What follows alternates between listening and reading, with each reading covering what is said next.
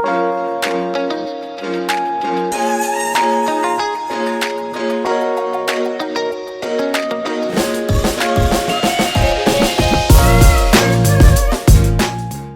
up, guys? Nico Dato here. I'm with Danny Gustin from Danny Gustin Fitness. I've been working with him for a long time, learned a lot from this guy. We've talked about a lot of good stuff today, including Danny's past, his certifications, and how he implements them into his work. We talked about some things involving core values and integrity, stuff like that. So stick around. I think you guys will really enjoy it and what Danny has to offer. How's it going? What's up, Danny? What's up, bro? How are you doing? How are you feeling today? I am great. I'm actually pretty stoked for this. Awesome. Yeah. I'm the interviewer today. Interviewer. That is the challenge for the day. What is an interviewer? What is the interviewee? Absolutely. What's been going on today and this week for you? Dude, things have been great. I am riding high from Father's Day. Yeah. Yeah. It's your second Father's Day. Yeah. Right? But yeah, it's funny. I mean, I liked celebrating, just getting together with family growing up, but now that I'm a dad, it takes on a new thing. So I'm cashing in on getting spoiled. Awesome. I won't even lie about that. Get any gifts? Not really, like small things, but it's more just about, having a day to, people consider what I want to do just a little bit more, which is all right with me. I know there's plenty of people out there who are, they hear about their birthday, especially as they get older, and they just almost pretend it doesn't happen, doesn't exist. I am not that person, right? I'm like, that's a good thing, I think. This is about me. This is my week, or not week, but day, weekend, right? Maybe weekend, right? Yeah. But week would be pushing it. Yeah. Although I'm open to it. So in our house, when our birthday comes around, it's our birthday week. Oh, for real? Yeah. Dude, that's it's as a joke, but we just kind of treat it that way. As like for a week, we kind of celebrate it. Really? Yeah. That person gets the attention for a week. Maybe I'm Italian because I'm into that. I like that. There we go. But it was awesome. Just got good quality time. I took a nap in the middle of the day. Nice. Got a workout.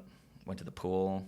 That's awesome. Sounds like a good family day. made breakfast at my house. That's awesome. Yeah. Sounds like a good day. It was awesome. Yeah. And about to go out of town. Buddy's getting married this weekend. So it'll be cool. Okay. Yeah. Where to? St. Cloud, Minnesota, which is basically like an hour and a half north of Minneapolis. Okay. So it's a little bit of a hike. Driving. It's like an 8-hour drive. I'm not stoked about that. Yeah. But each way, 8 hours. Yeah. Thanks for reminding me. But yeah, what about you? Not too much going on this week. A little lighter for me, like client-wise. I don't know if you're the same. Like generally in the summer right now, it's at least this week is a little lighter. I have some people traveling. Yeah. Some people going to cool places like Greece and stuff like that. A couple clients. Okay. And yeah, I'm just trying to get outside a little bit. And although it's been really hot, humid hot. I kind of like it. Which I prefer it over the cold and snow, that's for sure. So I've been doing that and just getting my workouts in, that kind of stuff. Yeah. I like every single time I've seen a picture of Greece or a video or whatever from clients who have been there or friends who have been there, it just looks amazing. Yeah. Like the white cities juxtaposed to the Mediterranean Sea. Yeah. It just looks so beautiful. cool. Is that on your list?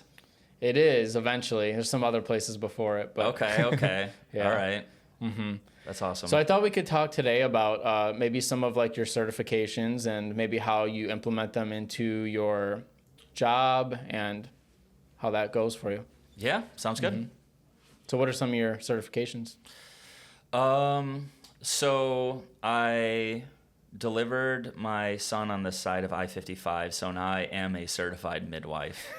So if you want me to deliver your child or help you through the birthday process, as you should, just give me a call.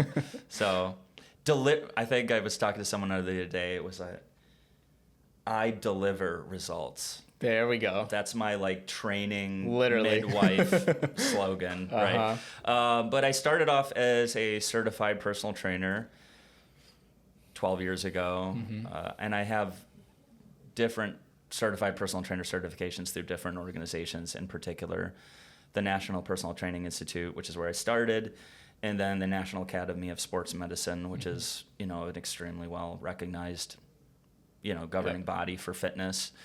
And that's what you're through as well, right? At least one of yours. So, and then over time, doing different workshops here and there, doing different specializations. So through the National Academy of Sports Medicine, I have a corrective exercise specialization, a weight loss specialization, and most recently a nutritional coaching license.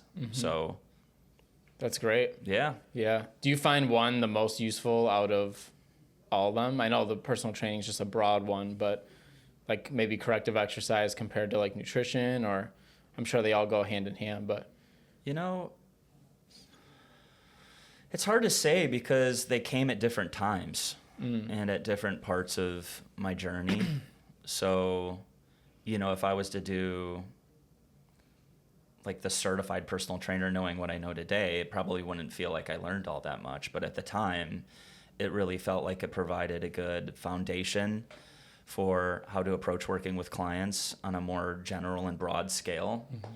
And a lot of learning over time was, just having a client experience a certain issue. And if it was something that I felt I could look up, go on YouTube or just read articles or things like that, or even just talk to friends of mine who are physical therapists, massage therapists, etc. I learned a lot of things that way. But to answer your question, I would say they all came at important times because I felt like part of what's cool about the National Academy of Sports Medicine is they have a wide range of certifications, right? Like some of the ones I don't have and I've considered but haven't gotten would be like the performance enhancement specialization, which is for more athletic style training.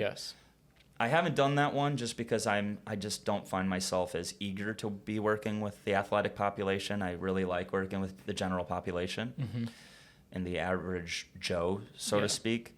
But I like that there's this wide array of options. And so it's almost like piecemeal. You can pick what you feel like is the most appropriate for where you're at in your journey.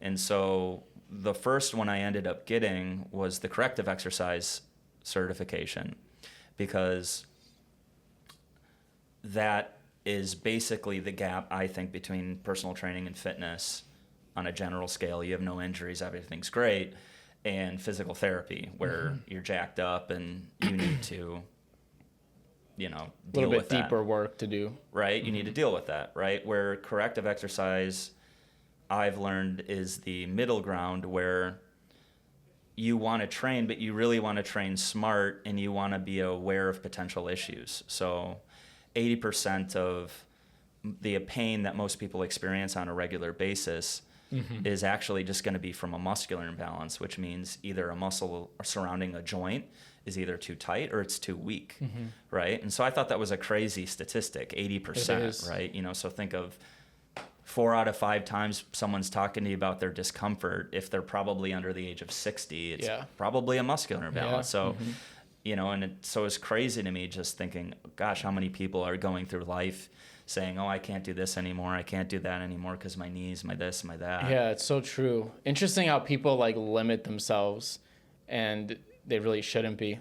Yeah. Because they think it's like possibly something worse, Yeah, especially, right? Like the fear that they're just going to make it worse. Yeah, like my knees are just bad because I'm old or something like that. Even though they might be 42 when they say that. Yeah. Right? And the reality is if you don't do anything about that, it's actually going to get worse. Right. Now, there's a difference when you start dealing with things like arthritis and whatnot. But if it's just you just need to get moving and you need to correct some muscular imbalances, I mean, you're going to make things so much worse just by becoming frail and atrophied. Right? Because that just means if your knee bothered you for whatever reason before, now that's just all that much less insulation to support that joint because you're inactive. Right. But I get it. It's fear, right? And you don't know what you don't know. And, but yeah, I want to help correct that because I think there's so much more that we can do. And, one thing I'm particularly passionate about, and you and I have spoken about this a lot, is just how much people struggle with anxiety in this world, right? Especially in America, right?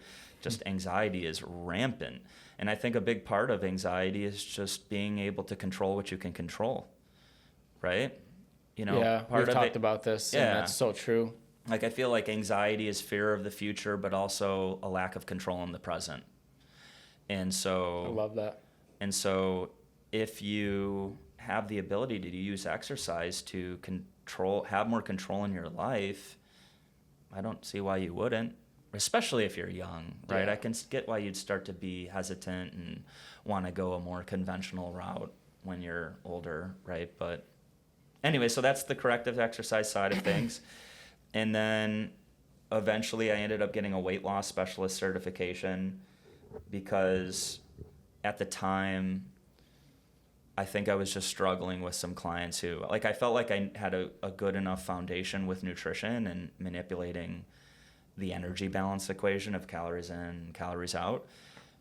But I needed more help in terms of the behavioral coaching side of things and overcoming the unique obstacles that people face when doing that. And that ended up being a lot more behavioral modification than it was like scientific know-how, right? Like less about the human body and more about the human psychology, right? Which that was fascinating. Interesting. And then the most recent one I got was the nutritional coaching certification, and now that told me that I really didn't know as much about nutrition as I thought I did, right? But it wasn't necessarily to the extent that, oh my gosh, like I felt like I was operating at a kindergarten level and now I'm over here. But it was just more so, how can I take a lot of the information that's out there and break it down in a way that is actionable for the average person. That's great. And practical for the average person. Because there's so much information out there, right? And a lot of like false information too. Yeah, and that's frustrating and scary, right? And so it's interesting because you would think in order to stand out in any profession, especially with fitness, you would think you would need to stand out by being more educated and learning more and just having more knowledge. Yeah. But in some ways, you stand out more by being able to help people make decisions that are right for them on the knowledge that already exists. Okay. Do you know what I'm saying? That makes sense, yeah. Because there's no shortage on knowledge, right? Right. You know, you may not get the right information Googling and YouTubing and Instagramming, but you're going to get a lot of information. Right. Right? It's just sorting through it all and making it applicable. Yeah. And so to you and your life. Exactly. And like think about going to a restaurant where the menu is huge. Yeah. Did that somehow make ordering food better for you? Or did it kind of make you go, I've been to places like that. Yeah. And you're just like, holy cow. And you're like, I kind of want to leave. Yeah, just like, can I exactly. Like, can I just get a do-over? Yeah. It's like it's the first world problem with Netflix, right? Yeah. You know, you go on and you're just like, what do we watch? Yeah. Oof, this is too much. Yeah. I think I'm going to bed. You know, so yeah, there's no shortage of information. Yeah. So I think that was one of the biggest things with the nutritional coaching. It definitely taught me a lot of things that I didn't know, but I would say more so it helped me come up with a delivery system for that information that could be better received by the average person to be successful in their weight loss journey or that's awesome. Any nutritional journey, right? Because nutrition isn't just weight loss. It's also like I like to define it more recently as just it's how you use food to be the person you want to be and live the way you want to live.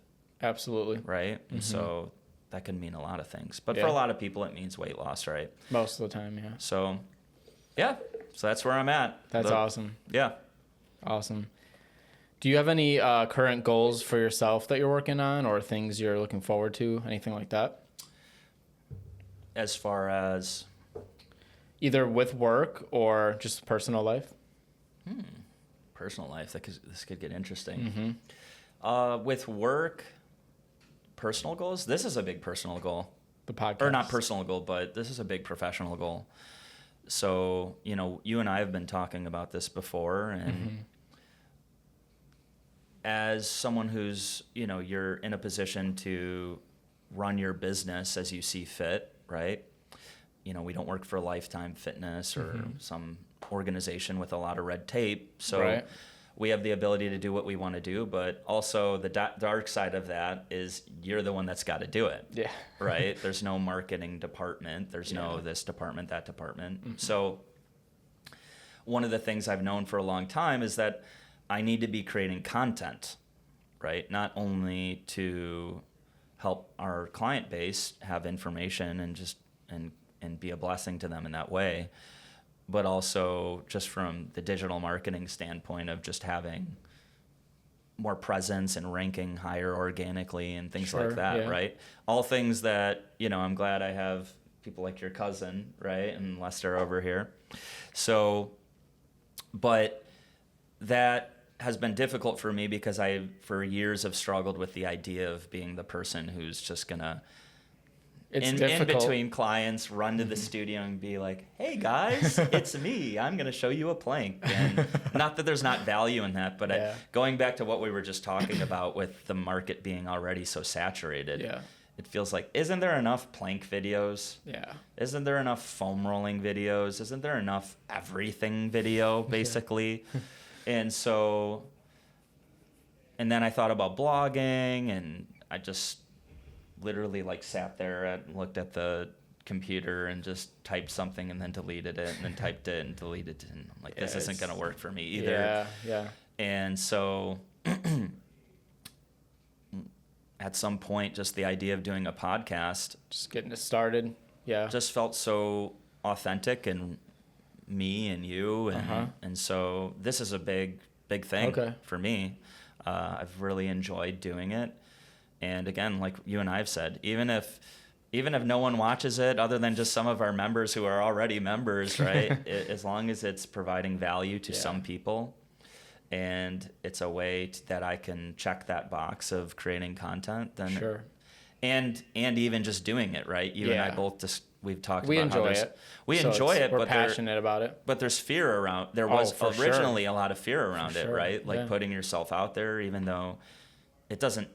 Maybe it shouldn't seem, and maybe some people think, how are you really putting yourself out there? What's the big deal? Right. But for me, it felt like a big deal. Yeah, it is difficult. And so even overcoming that just felt like a huge victory. Okay. So I would say definitely this podcast is a big professional goal that is kind of been accomplished in the sense that we started and is continuing to be built upon, which feels very good and fulfilling.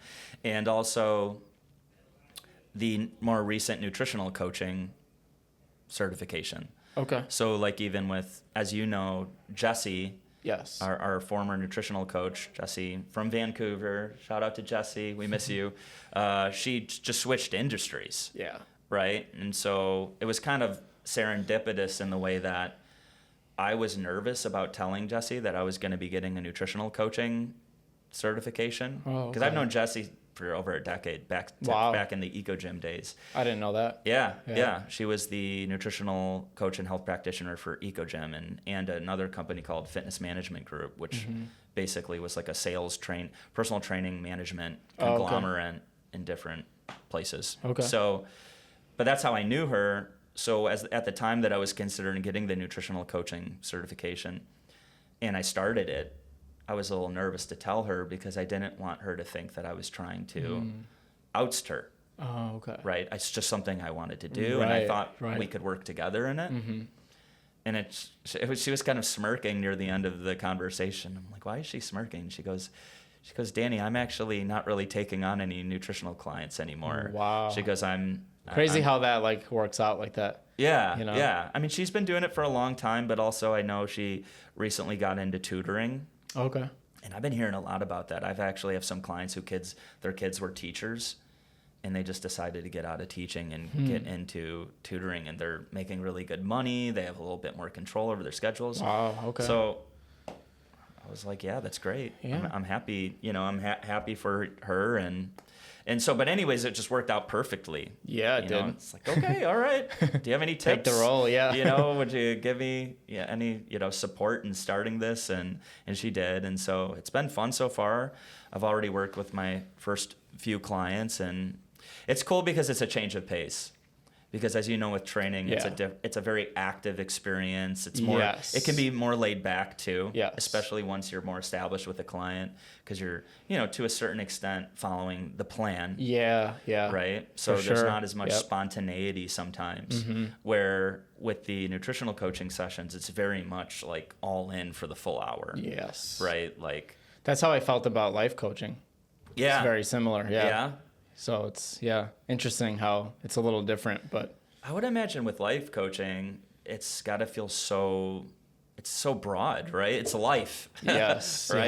So do you feel like you find yourself being more attracted to working with different types of clients as a life coach?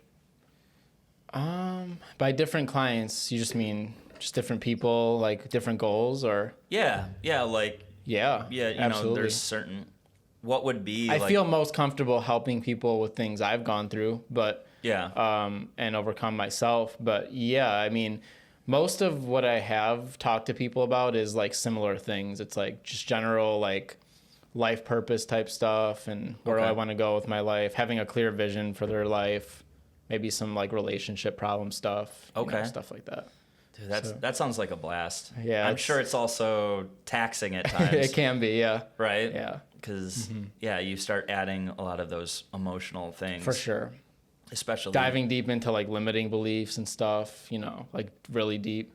So it can be, Would you say, I'm even reluctant to say that because, I'm thinking of some like stereotypes of people saying I'm an empath. But have you ever heard that, Lester?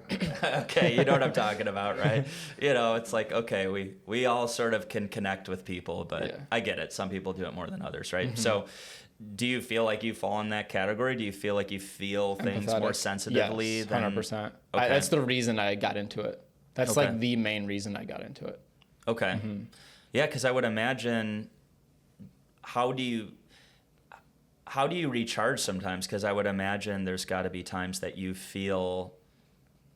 Are you ever cooked after a session? Yes, 100%. And I'll need to isolate myself. That's how I like reground myself. Okay. So Nico can train you could train like one person per week, and then the rest of it you're meditating. You better charge a high premium, right? I can only afford to work with one person per week, so it's got to be. You actually nailed it, That's your target market, whoever can afford $3,000 an hour. So, dude, if you could find that, please let me know. That sounds great. But so as far as like the professional goals, those are the things that I feel really good about right now. And obviously still training, because there's, how it is. Even if you're pursuing fitness on your own, then you're always going to be finding new wrinkles. Yes. If you're keeping yourself excited about it. Yes. If you're stale, that's a different story. But if you're keeping yourself excited about your own routine, then I feel like you'll still be learning things, even if it's just tiny little tweaks on things that just kind of make something a bit more fresh or a bit more effective. So there's still always things like that. Like, for example, you and I were talking about it at our last trainer meeting, just doing more calisthenic stuff. Like throwing in some front lever training. That was fun. It was super fun. Hopping up on the bar, So stuff like that is cool too. But I would say those, as far as professional goals, those would be the main thing. And as far as personal goals, honestly, my biggest thing is just to be a good father. Nice. Like balance all the other things I just said, and balance that with just being a good father and being a good husband too. But that's secondary. Just kidding, Crystal. But no, seriously, like just being good in the role that when I'm home. Awesome. Right. So if I can, and to your point, you've mentioned a couple times recently just about how, you switch gears when the weather's different. Yeah.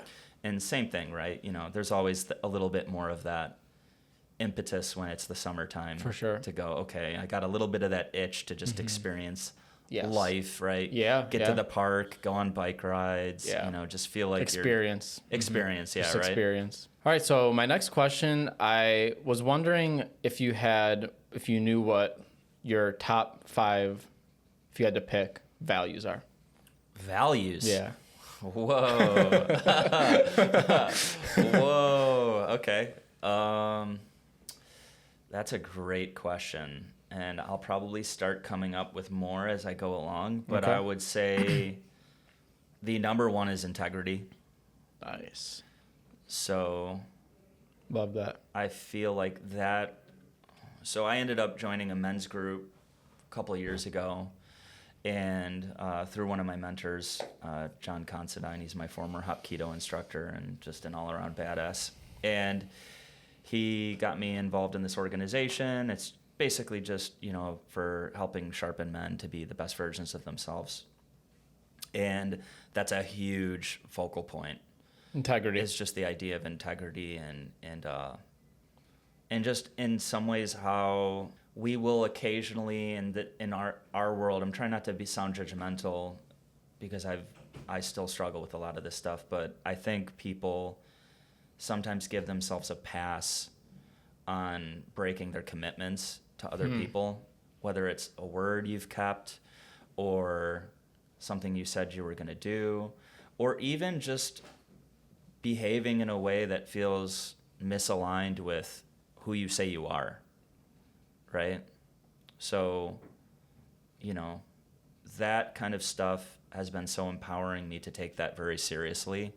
Especially, it felt like it came at a perfect time when I'm having kids, because it sounds maybe cliche, but you hear, your word is your bond, right? So if you don't have that, not to say that you can't renegotiate with people from time to time, right? Of course. It's not like, if you said you're going to be there at 7:30 for your friend's house to hang out and you got there at 7:35, they may not have the right to just grill you for an hour about how you're out of integrity, man. Yeah, whoa, okay, relax. Your life's falling apart, But it's like, no, but I think there is something very significant to having that expectation for yourself that if you give your word to someone and you say you're going to do something, and that's a big one for sure. Going back to the anxiety thing we were talking about earlier, as far as children go, again, because that's how I put a lot of that, is being a dad. I think anxiety can be mitigated if you can depend on something, right? And I know a lot of my friends who have a lot of anxiety had chaotic households growing up and unpredictable households, whether it be through alcohol abuse or divorce or just a bad marriage, right? Parents working through their demons, which it all happens to all of us, right? We're all just trying to do our best. Excuse me. But having dependability, I think, is just so huge for kids. And so I kind of extrapolate the idea of integrity out to that, where I want my kids... And implement it into your life as well, Right? Like, I want my kids to know that they can depend on me. Yes. And if I say I'm going to do something, or if I behave in a way that is walking the walk, talking the talk, right? And so that's huge for me. Nice. I really admire that about Mike, the owner of the club here, right? Like, I even think about yesterday, someone came in before staffed hours, and he wanted to come in. It was like a FedEx guy or something like that. No, it was for the ceiling tiles. Okay, yeah. And I knew that Mike didn't okay it because it was before staffed hours. Yes. Right? Yeah. And then I asked the guy, I go, did you have an appointment? And he goes, no. They told me to come in at 11, and it was like 10 o'clock. It was early. I was here. I remember seeing that, And I'm like, I know Mike so well, and I know I can depend on Mike to be so consistent. Yes. Yeah. That I already knew the you handled answer. It. Yeah, I saw you talk to him. But you know what I mean? I already knew. Yeah. Just because I know Mike. Yep. And I feel like I, in some ways, think about that for kids, right? Like, they will probably end up feeling so much peace in just knowing who their parents are and trusting in that. Obviously, that can go to an extreme of too much rigidity. Sure. Right? But I think there's something to that. So that's the integrity. Values, generally speaking, maybe not as specific as just one thing like integrity, but just family and community. Family is a value, yeah. Family and community is just super important to me. I would say I grew up with a big family. My mom was one of 7. My dad was one of 6. And I'm very lucky that I always felt very loved by both sides of my family, especially my mom's side of the family, because I interacted with them a lot more, but even my dad's side of the family. I always felt like they made an effort to make me feel like kin. Okay. Do you know what I mean by that? Yeah, I think so. Like kinship in the sense that just by being here and I'm part of the tribe. Yeah, yeah. So by default, just being part of this tribe, I belong. Yes. Right? And so I think that's so huge. I think that's a lot of what's missing. Again, for me, it always comes back to, like, if I think about some of the things that seem to be going wrong in society, it's a lack of that. Yeah. A lack of belonging, a lack of community, a lack of cohesion between people. So true. From varying cultures, right? So one of my clients, she made a really good analogy. She was venting one day about just, some of this hot takes on news and things like that. And we were talking about how America's not really a melting pot as much as it is more of like a stew with like different food items in it, right? Because melting pot sort of applies everything gets assimilated into one thing, right? But it's a good thing that certain things stand out, right? Yes. The beef's the beef, the carrot's the carrot, the onion's the onion, and the beef stew, right? And so one of the things she said is, I think we're just missing the broth right now. And I go, yeah, that's a really good analogy, right? And what is the broth, right? Maybe like I take it as like what puts everything together. Yeah. Is that what you mean? Yeah. That's what she meant. Or what she meant. Yeah. And so the broth, what is the broth, right? And I think in many ways that's just a common thread between people, right? A sense of belonging to being a part of your family, a part of your community, your church, your school, your country, right? Yeah. And so obviously the smallest example of that, and it all starts with family. It all starts with your small community, like your close friends. And so that's huge to me because I feel like that's something, again, kind of going back to something we were talking about earlier about control, that's something you can control. When you start getting more abstract, like how do I tie in the world together, that's impossible and it's going to just make you freak out, at least me. But when you just break it down more simply, okay, where can I action on this? And that's always a good one. Family, your close friends. Yeah. How can you make a difference there? So community, family, I would say growth. Nice. Growth. Like I used to think at one point when I was younger in life, I wanted to be really wealthy. And don't get me wrong. I mean, of course, who doesn't want to have more money to do the things they want to do? But I realized more so what drove me wasn't necessarily a number as much as it was just I thought making money would be a reflection of me ending up in a certain point. So I find value in just growing in my profession, growing in fitness. Yeah. As long as I'm learning and moving in a direction, that is the most gratifying factor. And I sort of assume there will be positive results associated with that, right? Like I'm not demanding that I gain X amount of muscles, pounds of muscle in a year, but I sort of assume that if I action on certain things that will translate to something in that ballpark. Yep. Same thing with financial success, business success. It's like if I am actioning on certain things, absolutely, I'm going to be moving in that direction. In the direction. Right? And so that's more, I feel like if I'm always in the process of reflecting on where I'm at, who I am, what I'm doing, how I got here, and then making adjustments to try to move to the next step, I'll be okay. Nice. Yeah. Regardless of what. I agree. That's awesome. Well, not regardless. As long as it's moving in a somewhat positive direction, I don't need it to be a specific outcome. That's awesome. I don't know if that's 5, but that feels like pretty close. That's good. Those are good values. So I like them. And just, keeping things, I would say, light, right? Like trying to be mindful and remember to stop and smell the roses, like having like excitement in life. Playful, maybe. Yeah. Maybe not even excitement. That's maybe a better word, like a playfulness to life. Because I've also experienced times in my life where I've been so rigid with my routines. Right? Like I'm going to read X amount of pages of a book per day. Yeah. I'm going to pray. Yeah. I'm going to meditate X amount of minutes. I'm going to work out. I'm going to do this. I'm going to, do all these other things, right? I'm going to journal. I'm going to whatever, right? And I was reading a book by Jordan Peterson, and it's such a long word, but I don't know. I really like the word. It's called stultification. That just sounds awesome. Right? Well, it's not. Okay. It is an awesome concept, okay. but it's basically a routine that is so rigid that it sucks out the life out of it. Right? Okay. So a routine should be empowering. Yeah.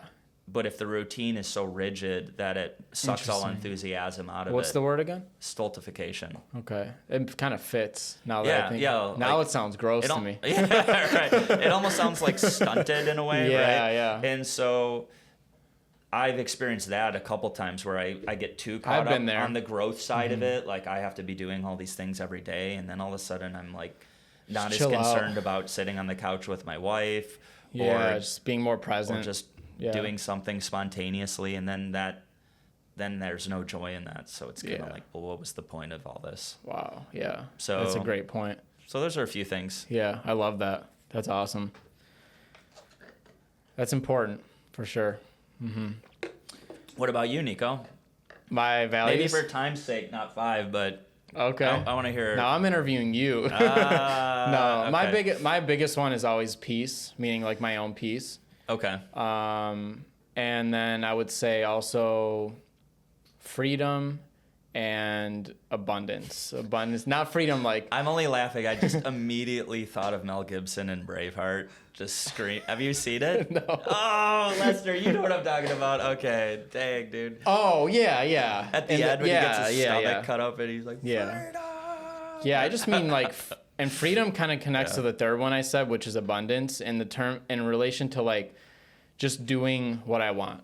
Okay. Yeah. And again, abundance meaning like not necessarily like I have a lot of money or like materialistic things, but abundant in the things I love to do and stuff like that. That kind of reminds me of something your cousin brought up to me, pointing to Lester. He watches this podcast. Have you ever heard him talk about the What Makes You Rich podcast? He hasn't brought that up. It's a very interesting concept. It's this guy who's a financial guy, but it's kind of outside the box. He's basically just talking about what makes people feel rich. Yeah. Yeah, what does rich even mean, and that's right? different for different people. Yeah. Right? Like for one person, feeling rich might be having a home and paying it off. For another person, that might mean traveling. Mm-hmm. For another person, that might mean whatever. Yeah. Having a cool car. Most right? people, their first thought is rich, like I have a lot of money. Yeah. Right? But it's like what makes you feel rich. Right. Right. And so, and I think you could probably sub out rich for full. Right. And so it sounds like what you're saying is it makes you feel full to yes, exactly. just be able to engage in activities that are feeding you. Exactly. Right. And my purpose. Mm-hmm. That's awesome. Yeah. Reminds me of like, we're like little Sims characters. Yes. Right, with our little bars. Gotta watch each of them. Yep. It's so true though, right? You gotta focus on, gotta have balance, right? Yeah, absolutely. Do you have any other hobbies outside of like fitness? I know you do like jujitsu. Anything besides those things?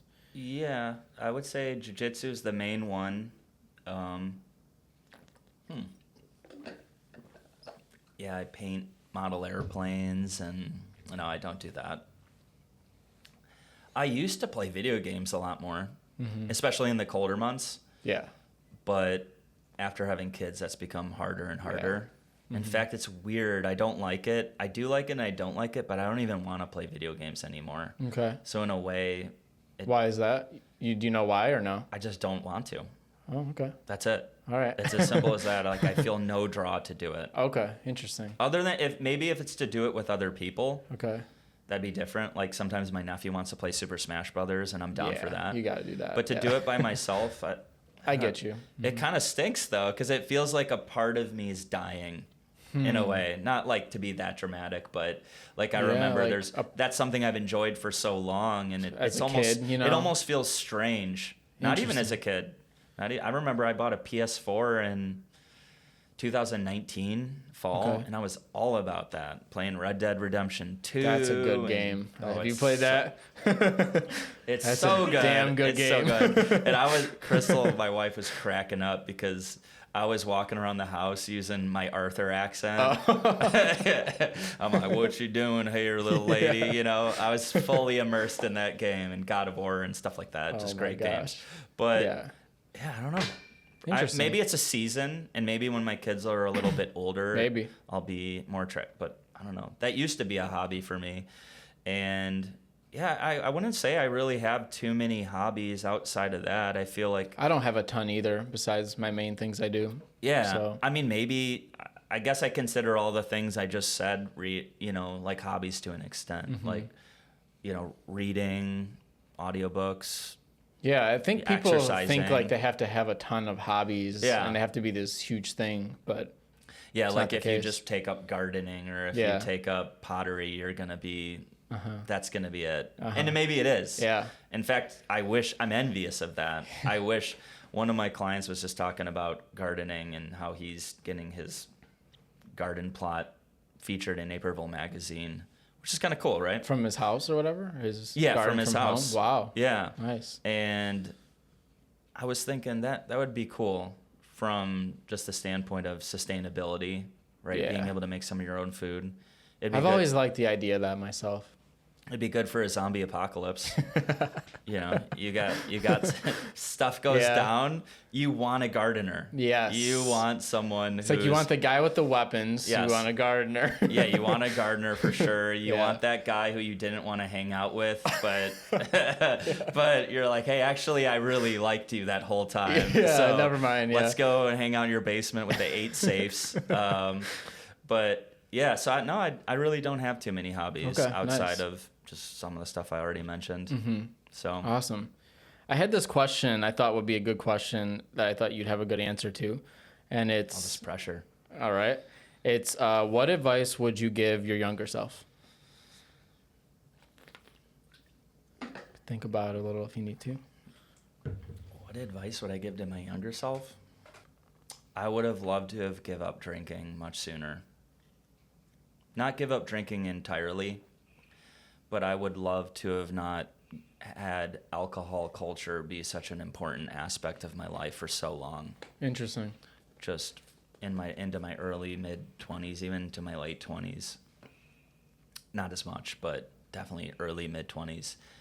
Just Friday, Saturday nights, going to bars, being hungover on Sundays, just being a regular thing. And don't get me wrong, I had a lot of good moments, but then I think about what other good moments could I have been having if I just woke up early to go play tennis or, you know, or... It's hard, though, because it's so pushed on us, right, in our culture. Yeah. Holidays and, you know...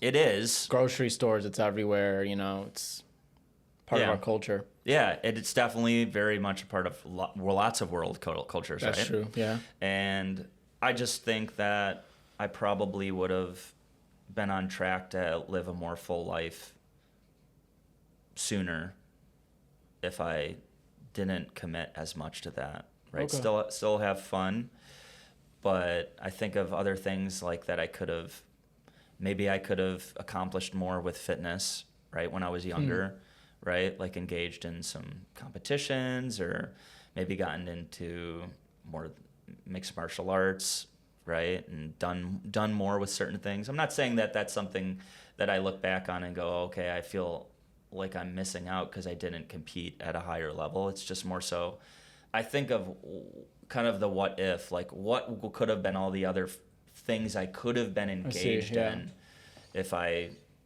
wasn't hungover as many times and I wasn't sleeping in. And this one is kind of more painful, but when I think about the idea of being in integrity and going back to one of my important values, there were just so many times I behaved in a way that was not aligned with who I am. Yeah. Right? Like if someone filmed me and then someone I love saw that, I'd be like, I know this isn't a good excuse. That's not me, but actually it was because it happened, right? Like just simple stuff, right? Right. Just sounding like an asshole. Right. And just kind of being someone who doesn't, kind of going back to that dependability thing earlier, we were talking about like just who's this guy, right? Do you have any tips for anybody that's trying to figure out like what is integrity for me? Any tips? I would just say to hold yourself to a higher standard with your word. Mm-hmm. If you say you're going to do something, you should not take that lightly. You should even if it's something small. I think you should take that as if you're going to work. Right? If you're going to work, you wouldn't say, "Oh, well, maybe I'll go in today. Maybe I won't." Mm-hmm. Right? Maybe when you're younger you might do that, but you're willing to inconvenience yourself and do things you don't want to do, right? It's interesting how many times people say they don't want to do things and use that as an excuse, which that is a good excuse in some regards, but sometimes it's like going to work is something you don't want to do all the time. Sure. Do you want to wake up at 5 a.m, 6 a.m, right? There's lots of things we do that we don't want to do. So if you viewed keeping your word as something like that, then I think people would be in better standings with others and themselves. And if you need to renegotiate it, then so be it. But I think in many cases that should be the outlier situation, right? Like if there's a really good just like not showing up to work. Yeah. Right? Like there's an outlier situation from time to time. Hey, I'm sick. This is what happened, right? And people will understand that if it's not a trend. Right? But I know people, I'm sure you know people, Lester, who it's just, they say they're not showing up to something, or they say they can't help with something after they already said they did, or just insert doing or not doing certain behavior, and you just roll your eyes. Yeah. Because you're just like, this is just you. Yeah. This is who you are. And you still may love people like that, but it whittles away at your respect for them. Sure. And that's something at this point in my life I'm not willing to play around with too much. So what I was going to say on the take with like the what ifs and stuff like that, I think that's part of the process is like, how would you have known your integrity? That's why I had asked if you have tips for someone, because it's like, how would you have learned about your value for integrity if you didn't go through that kind of stuff, you know? Yeah. I think kind of like how it was your compass to finding your integrity. Yeah, I think it depends on the situation, right? Like the classic example of burning your hand on a pot to find out it's hot. But then ideally you would just listen to someone tell you that it's hot so you don't have to burn your hand. Yeah. Right? I know what you're saying. And I think it just depends. Yeah. It depends on how stubborn the person is. It depends on probably what it is. And so I think in some cases, I definitely am a believer in, hey, I experienced all these things in my life, some good, some bad, but it all made me who I am today. But I also think one of the ways that you can just kind of combat or maybe avoid the need to experience bad things unnecessarily is expose yourself to people who have what you want. Right? So part of what has been really helping my journey with integrity take off is just spending a lot of time with people who that's very important to. Right. And they walk that walk. Yeah. Right? And so I think it's a bit of both. I think there's certain things that you probably can't avoid and you probably need to do experience, because there is always going to be a certain amount of firsthand experience that really just helps formulate kind of your stance on something. But also, I think you can learn a lot just by being immersed in a culture that represents what you want or what you're trying to do. Absolutely.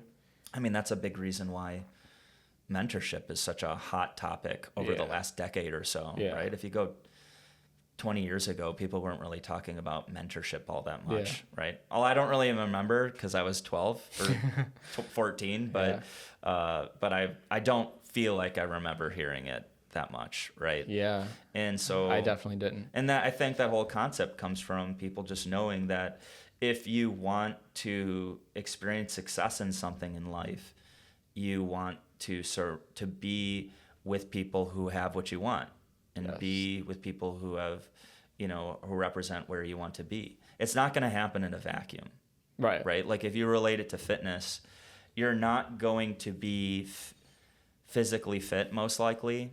Nothing's impossible, right? But you're most likely not going to be physically fit if everyone in your family doesn't want to exercise, be active, eat healthy. None of your friends do, right?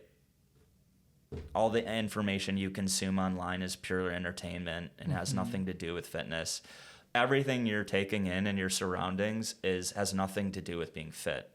So having a potential identity shift, which is where true change is born from, it's never going to happen. Right? Like you've probably seen that with some clients and some clients will just work out because they know they need to. Yep. And that's fine. That's good. Yes. It's good because the alternative is obviously worse. Yes. Right? But the people who see the best results I've found are the people where they fake it till they make it with exercising until it starts to feel like, this is me. I need to exercise. I need to be more active. I need to do whatever my version of eating healthier is. Right? Yeah. And it just happens naturally sometimes. It happens without you even knowing it's happening sometimes. And then when that's your identity, I'm a fit person. Well, fit people do fit things. The identities are such a big thing. Right? Healthy people do healthy things. Yes. Unhealthy people do unhealthy things. Yes. Right? And so it's just the fruit comes from the tree. Yes. Do you know what I'm saying? Yeah, it's that simple, honestly. It's really, I mean, it's not. It's not simple, but the idea. It's simple but difficult. Yeah. Right? Yeah. It's not necessarily easy to get to that point. Especially if your environment is set up the opposite way.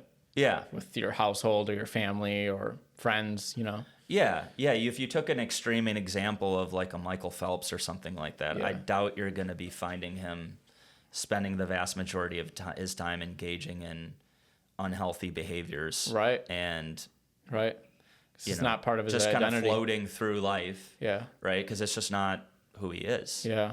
Right. Yeah. So it's like attracts like. Yeah. So yeah, I don't even know how we got on that point. I think it was because we were talking about you maybe need to experience something. Yeah. Right. So yeah, I think it's important. Sometimes it has to happen. I think the important thing about experiencing something that maybe was negative is just don't beat yourself up about it. Right. Like use it, harness it. It happened. But I would also argue maybe you didn't need to. Right. Yeah, Maybe if you just knew what you wanted, but then again, sometimes you don't know what you want until you know exactly. It's like you don't know what you want unless you know what you don't want. Mm-hmm. Like I feel like a lot of people fall into that with dating. Yeah. Right? Like you don't necessarily know what your dream girl is or your dream guy or whatever unless you've experienced what that isn't. It's so true. You know what I mean? True. Or jobs, right? Yeah, exactly. Careers, jobs, yeah. So you're right. You're right. You definitely do need to experience certain things for sure. Yeah. But I would also say that if you know what you want, then I would encourage anyone to start just immersing themselves in environments that represent that, or people, or it's content, etc. Yeah. I believe that's the biggest thing that makes up like someone's identity is like their environment, their habits, their values, their skills they have maybe. Yeah. Mm-hmm. Yeah, I would definitely agree with that. If you are clear on those and you sculpt your life around those things, then you become that person. So that you want to be. And if it is more in line with who you really are, then you're going to feel more fulfilled and happy just doing mundane things because it's who you are. And I think it comes more naturally, in my opinion, too. Yeah, I would say so. Yeah. Because it's like breathing. Yeah. Eventually, right? Like I'm sure you've heard this. I've heard it. Many clients over the years, they don't want to work out, it's drudgery, it's pulling teeth, and then all of a sudden something shifts to where not working out makes them anxious. Yeah, that's where I'm at right now. Right? Because it's just part of my routine. Yeah. It's part of like what I do. brushing your teeth, right? It's like brushing your teeth. Yeah, you wouldn't want to leave the house without brushing your teeth, or you put your seatbelt on. It's just certain things you do, it's right? It's just part of your day. Exactly. Yeah. Awesome. All right. So what's one takeaway that you'd like our listeners to come out of our conversation with? I would just say I would say life is too short to just not be the person that you want to be. So, and that doesn't mean you need to be anything special. It just means it needs to be what you want. So if you want to be more fit, great.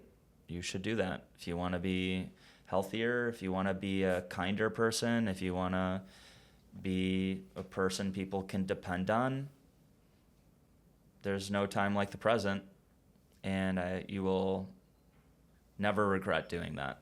That is it. Thank you. Thank you, Nico. That was awesome.